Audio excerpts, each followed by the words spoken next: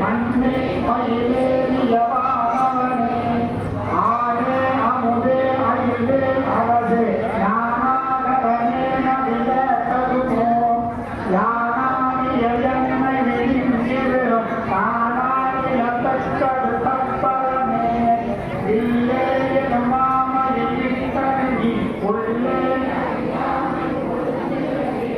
மல்லே குறிப்பன் திருவாயுவியன் சொல்லே புனையும் சுடரே செவ்வானுரு வீழ்த்தியவே அவனின் ரூவாது என புனர்வித்ததுதான் அவ்வாறறிவாரறிகின்றதமால் எவ்வாறொருவர் இசைவிப்பதுவே வாழ்வாறு எனும் இப்பதுமாயிலே தீர்வாயன என்னை விதித்தோ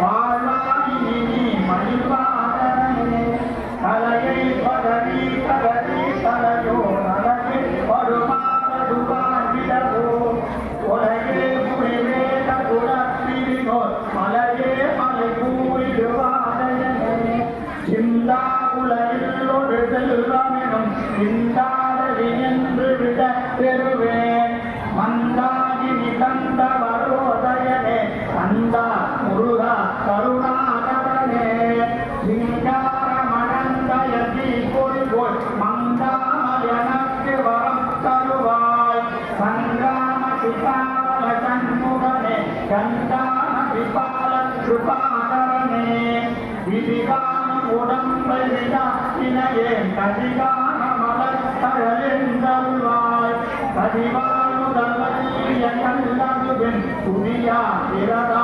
புறப்பூபதியே நாதா குமாரான மகேந்திரவன ஓதாயன ஓதிய எப்பொழுதான் வேதா முதலின் அவசூடு மலர் பாதா புறமின் படவேதகனே திரிவாய்விடு விக்கிரமவேலிரோன் எரிவானமெனும் பரமேதையோ குறிராமனமே முறையாமறிவாய் அறிவாய் அடியோடு அகந்தரையே ஆகாலிய எந்தறியே நயர சீராலியை ஆண்டது செப்புமதோ பூதாத திராத குளிக்கிறவா ஏதால கணம் புரட்டு வேதனே மாவேசனம் கடமாயிட மூவேதன என்று முடிந்திடுமோ ஓவே புறமின் கொடி தோல் புணரும் தேவே சிவசங்கர தேசிகனே வினையோடு வெடும் கதிர்வேல் மரபே மனையோடு தியங்கி பயங்கிடவோ துணையோடறிவின் துணையோடு பசும் தினையோடு கனோடு இருந்தவனே மாறாதனவே மரணங்களிலே மாறான மனாகலகம் செய்யுமால்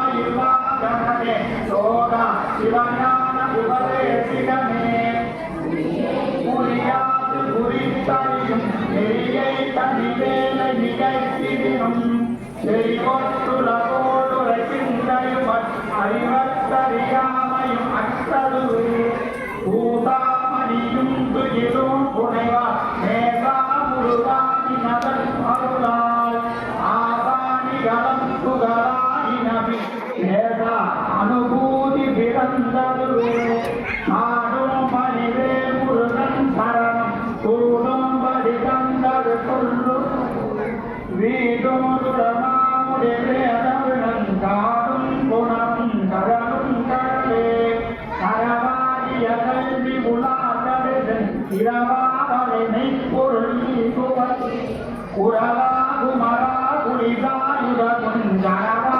சிவயோக தயாபலனே எந்தாயும் எனக்கரு தந்தையும் நீ சிந்தாகுலமானவர் கீர்த்தனையால் கந்தா கதிர்வேலவனே உமையால் மைந்தா குமரா மலைநாயகனே ஆராதயம் நீத்தவனே சிதக வேளாடியே பெருமாறுலதோ சீராவரு சூழ்நிலை சிமகோ பூரா உலகம் உயிர்வித்தவனே அறிவொன்றர நின்றர ஒன்றறிவி இரவொன்றர நின்ற சிவ அலையோ சொலிவொன்றர வந்திருளே வெறிவென்றொரு வேலவனே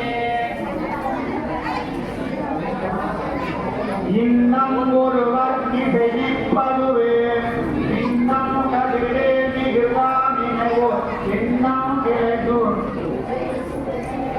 மதிகெட்டரவாடி மயங்கியர மதிகெட்டவமே கடவோ கடவே நதி புத்திரஞான சுகாதி இது புத்திர வீடு சேவகனே உருவாய் அருவாய் உலகாய் இலகாய் மறுவாய் மணியாய் ஒளியாய் கருவாய் உயிராய் கதியாய் இடியாய் குருவாய் அருள்வாய் உருவாய் அருவாய் உலகாய் இலகாய் மறுவாய் மணியாய் ஒளியாய் கருவாய் உயிராய் கதியாய் இடியாய் உருவாய் வருவாய்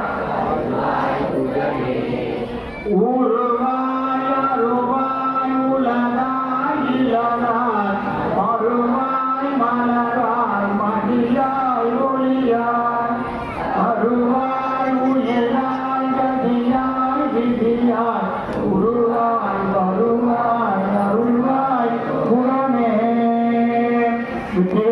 முருகனுக்கு அருணகிரிநாத பெருமான் திருவடிகள்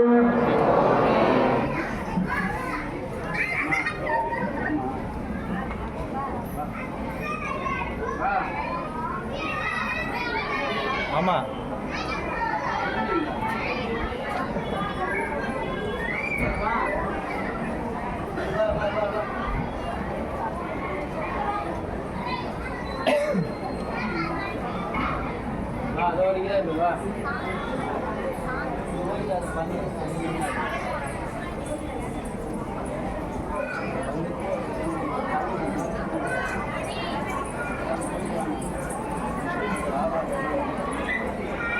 முருகனுக்கு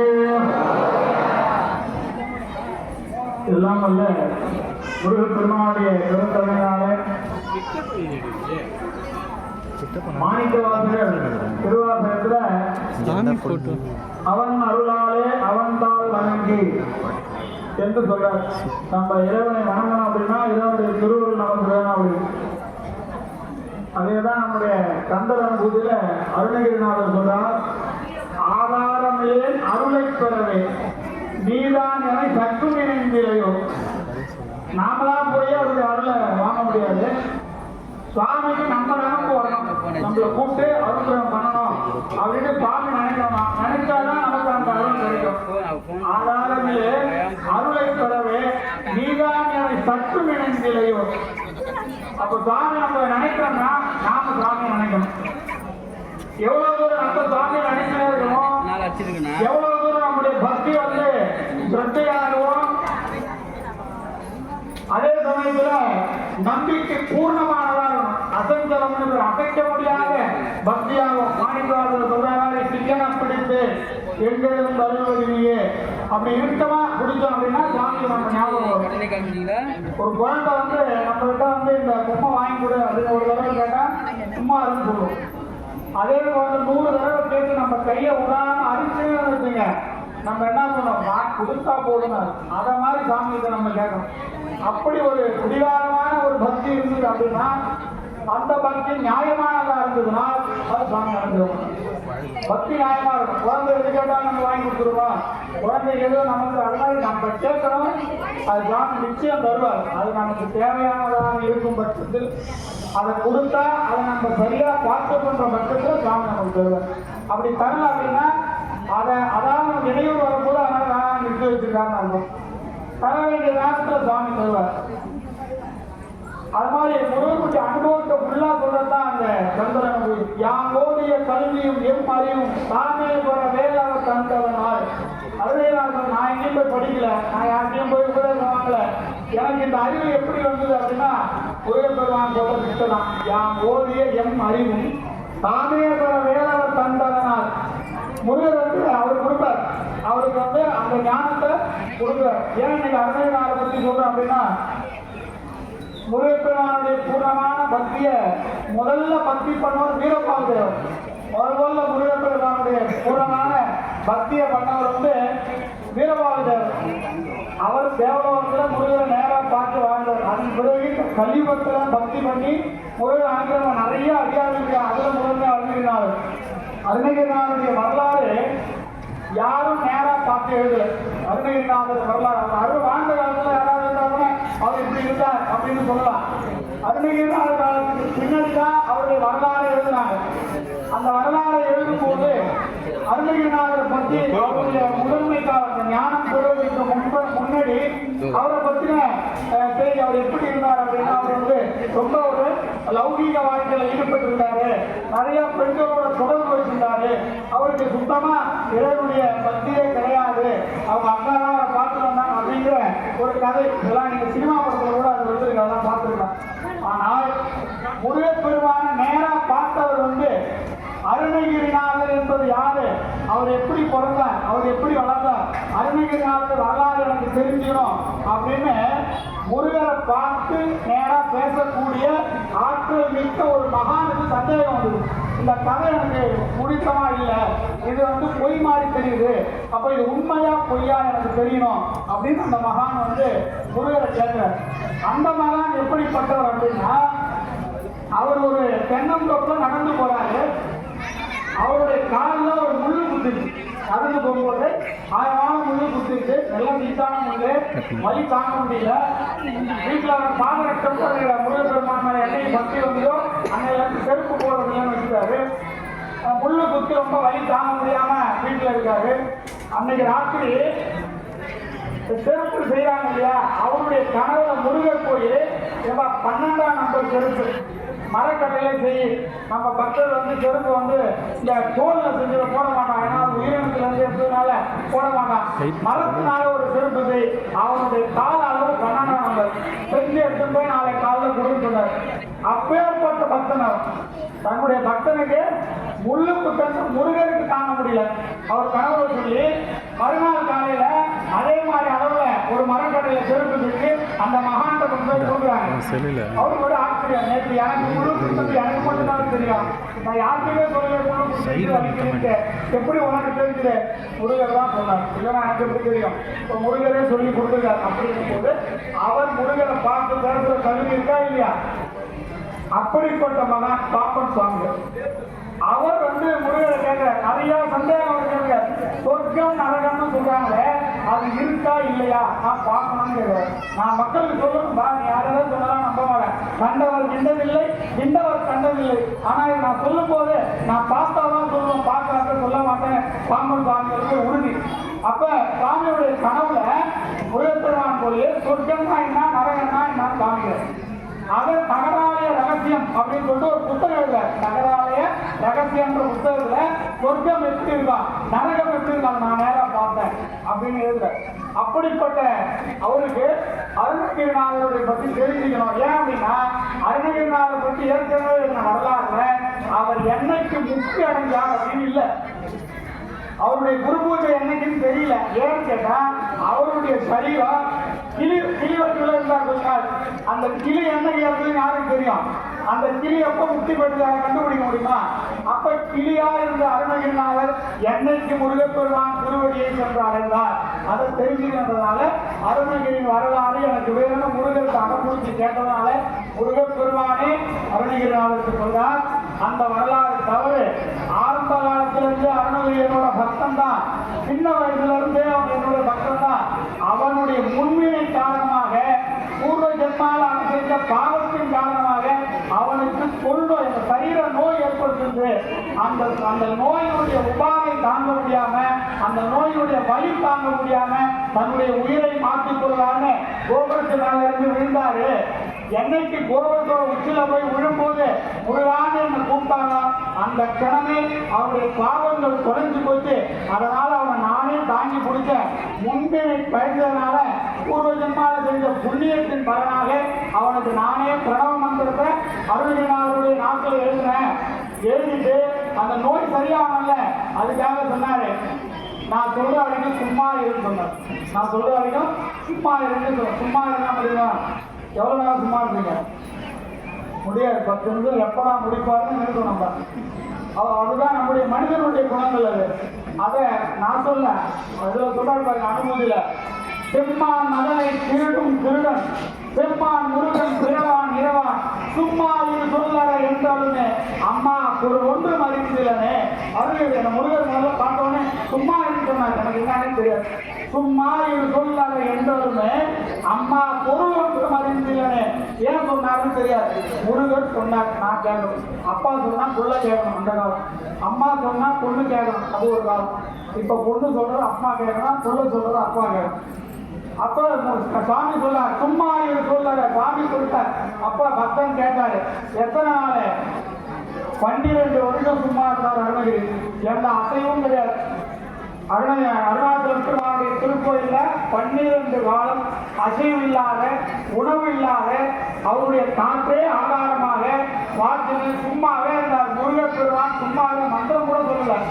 இந்த மந்திரத்தை சொல்லணும் உபயோகம் பண்ணல, சும்மா இருந்தா சொன்னார். சும்மாவே இருந்தார். 12 ஆண்டுல அவர் சும்மா இருந்ததுனால சரீரங்கள் இருந்த எல்லா நோய்களும் நோங்கி அவருடைய பூர்ணமான சரீரம் பழையபடி ஆகி சுபிச்சமாக 12 ஆண்டுக்காக முருகர் வந்து ஏற்பினார். அருணகிரி ஏற்படுத்தி சொன்னார்.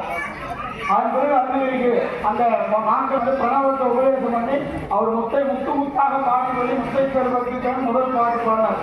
இதை சொன்னது பாமன் சுவாமி. அவருக்கு எப்ப முக்தி அடைஞ்சது அப்படின்னு கேட்கிறார். தை மாதம் பூச நட்சத்திரத்தோடு சேர்ந்து வரக்கூடிய பௌர்ணமியிலிருந்து 6வது பௌர்ணமி அருணகிரி என்னை அடைந்தான் முருகரே நேராக பார்க்கலாம். அப்ப அருணகிரியாருடைய குருபூஜை என்னைக்கு ஆனி மாத பௌர்ணமி. தை மாதத்திலிருந்து 6வது பௌர்ணமி ஆனி மாதம். அந்த ஆனி மாதத்தினுடைய பௌர்ணமி தான் அருணகிரியாருடைய குரு பூஜையாக பாம்பன் சுவாமி சொன்னதுக்கு பிறகுதான் கொண்டாடவே ஆரம்பித்தாங்க. அது வரைக்கும் அருணகிரியோட குரு பூஜை என்னைக்குன்னே தெரியாது. அப்படிப்பட்டவர் பாம்பன் சுவாமி. அதே மாதிரி பாம்பன் சுவாமிக்கு முருகர் பார்க்கணும்னு ஆசை. முருகரை கனவுலே பார்த்துருக்காரு, நேராக பார்க்கணும்னு ஆசை. என்ன பண்ணலாம்? தீவிரமான ஒரு பக்தி இல்லையா? அதனால திரும்பன் வளர்ச்சின்னு ஒரு இடம் இருக்கு ராமேஸ்வரம் பக்கத்துல. அங்க என்ன பண்ணாலும் ஒரு பெரிய பள்ளம் நோண்டி அது உள்ள போய் உட்காண்ட மேல முள்ளெல்லாம் கொண்டு கூட சொல்ல நண்பர்களை கூப்பிட்டாங்க.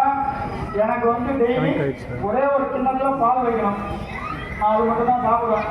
டெய்லி கொண்டு வந்து வச்சு நான் எடுத்து முடிச்சிருவேன். என்னைக்கு அந்த பாலை நான் எடுக்கலையோ அன்னிலிருந்து பால் வைக்க தேவையில்லை, நிறுத்துன்னு சொல்லிட்டார். அதே போல நான் முருகரை பார்த்தா இந்த குழியை விட்டு எழுந்து வருவேன். நான் எழுந்து வரல ரொம்ப நாள் ஆகிப்போச்சு அப்படின்னா நம்ம யாருக்கிட்டையும் சொல்லாம அப்படியே மண்ணோட மண்ணா கூட்டிட்டு போயிருப்பான்னு சொல்றாரு. அப்படிப்பட்ட தீவிரமான பக்தியில பிரம்மன் வளர்ச்சியில சுவாமி போய் அந்த பள்ளத்துல உட்காராரு. அதே மாதிரி முள்ளு போடியா முள்ளு வேணா இந்த விலங்குகளுடைய தொல்லை இருக்கக்கூடாதுனால முள்ள போட்டு போய் உள்ள உட்காந்து தபஸ் பண்ணிருக்காரு. சொல்லிட்டே இருக்காரு. சொல்ல சொல்ல சொல்ல 3 நாள் வரைக்கும் தான் அந்த பால் எடுத்து சாப்பிட்டாரு. 4வது நாள்ல இருந்து பால் எடுக்கல. அவர் கூட வந்து வைக்கிறத நிறுத்திட்டாரு. ஆனா சாமி சொல்றது பிச்சைகள்லாம் முழு சொல்றது கேட்கணும். அதனால நிறுத்திட்டாங்க.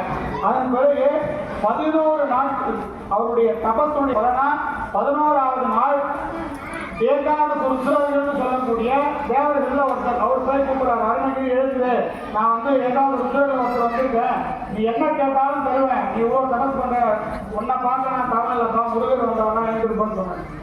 அவருடைய வைராக்கியம் யாராவது தான் கொடுக்குறேன்னா ஏந்து வருவாங்க, செல்போல எழுந்து வரமாட்டேன்னு சொன்னார். 13வது நாள் அகத்தியர் வந்து எழுப்புறார், எழுந்து வாங்க. நீங்க யாரும் தெரியாது, அகத்தியர் இல்ல, நான் முருகரை தான் பார்க்கணும், முருகர் சொல்லிதான் நான் வந்திருக்கேன், மேல முருகர் நிற்கிறார், எழுந்து வான்னு சொல்லி அகத்தியர் பெருமான் பாம்பன் சுவாமி கையை பிடிச்சாங்க. பழத்துல இருந்து எழுத்து கொண்டு வந்து முருகர் பெருமான் குழந்தை வடிவாக அவர் காட்சி கொடுத்து அவருக்கு சடாட்சர மந்திரத்தை முருகரே நேரா உபதேசம் பண்ணார் பாம்பன் சுவாமி. அப்படிப்பட்ட அற்புதமான பெரியவர்கள். ஏன்னா யாருடைய இப்ப முருகர் பெருமானை பக்தர்களை பற்றியா நம்ம பேசணும்னா முருகர் சந்தோஷப்படுவார். சரி, நம்முடைய லீலைகள்லாம் நம்ம பண்ணிருக்கலாம், அதெல்லாம் இன்னும் ஞாபகம் வச்சு பேசுறாரு. நம்ம பண்றதை பேச முடியாது, பெரியவங்க பண்றதை பேசுறாங்க இல்லையா? அதனால நம்ம வாழணும், பிற்காலத்தில் பேசுறாங்க. அப்படிப்பட்ட முருகர் பெருமானை பரிபூர்ணமான திருவுருள் பெற்ற அதிகாரிகளை நாம சிந்திச்சோம் அப்படின்னா அவருடைய பரிபூர்ணமான திருவுருள் நமக்கு கிடைக்கும். அந்த அனுபவத்தை சொன்னாதான் இந்த கண்டர அனுபூதி. இந்த கண்டர அனுபூதி இந்த 6 நாள் படிச்சுட்டான புத்தகத்தை தூக்கி பீரோவை வச்சுட்டு அடுத்த வருஷம் அனுபவம் இருந்தால் எப்பெல்லாம் வீட்டில் ஓய்வு ஆகிங்களோ கண்டு சேர்த்து சாதாரண மாதாந்திர சக்தியில கிருத்திகையில செவ்வாய்க்கிழமையில நேரம் கிடைக்கும் போதெல்லாம் படிங்க. படிக்க படிக்க படிக்க பொறுமை உங்களுக்கு தானாவே தெரியும். சாமியே உங்களுக்கு உணர்ப்பார். அந்த பக்தியோடு எவ்வளவு முடியுமோ அந்த பாராயணங்கள் செய்து முருகப்பெருமானை பரிபூர்ணமான திருவள்ளுவர் பெருந்தரனுக்கு பாத்திரமாக மாறி கேட்டுக்கொள்கிறோம். இப்பொழுது சோதனையாக தீபாராதனை செய்து அனைவருக்கும் விபூதி பிரதானம் அன்னதான பிரதானம் வழங்கப்படும். இதைத் தொடர்ந்து நாளை காலை 10 மணி அளவில் வள்ளி தேவியான சண்முகநாத பெருமானுக்கு பார்ப்புற அபிஷேகம் சிறப்பு அபிஷேகம் செய்து நாளை இரவு 7 மணி அளவில் திருக்கல்யாண வைபவம் வள்ளி தேவியானதாகிய இன்னைக்கு வேல் மயில் சேவன் முருகன் பார்க்கிறோம். நாளைக்கு இது கூட வள்ளியும் செய்வாங்க சேர்த்து பார்க்க போறோம். அப்படி வள்ளி தேவான சமயங்களாக காட்சி கொடுக்கக்கூடிய திருமணத்தில் பங்கேற்று எல்லாம் நல்ல முருகப்பெருமானுடைய பரிபூர்ண பெருந்திறனுக்கு பாத்திரமாக மாறி கேட்டுக்கொள்கிறோம். வெற்றிவேல் முருகனுக்கு